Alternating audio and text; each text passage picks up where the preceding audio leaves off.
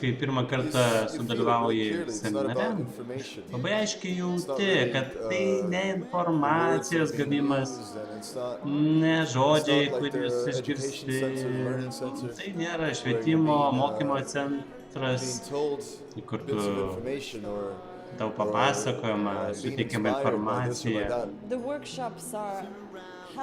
Seminarai padeda mums eiti giliau į savo norą. Ypač man kaip moteriai.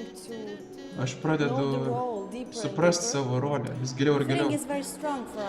Jausmas labai svarbus mums moteriam.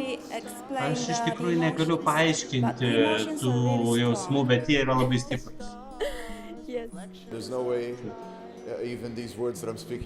Nėra netgi tie žodžiai, kuriuos aš dabar sakau, negali paaiškinti to.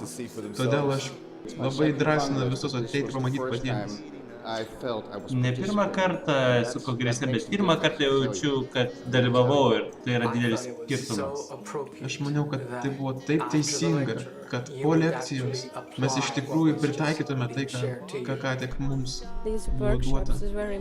Šie seminarai labai svarbus, nes mes iš tikrųjų mokomės vienytis. Mes seminaruose mes iš tikrųjų išsiaiškinam tą lauką labiausiai ir tas laukas yra kažkas tai, ką gauni seminaruose. Ir mes sukuriam jie kartu.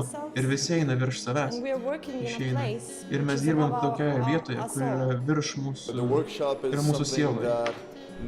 Seminaras yra kažkas, ko niekas, jokia kita priemonė negali išreikšti. Tai ir fizinis ryšys, bet taip pat ir indas, kurį sukuriame, kad šviesa įeitų.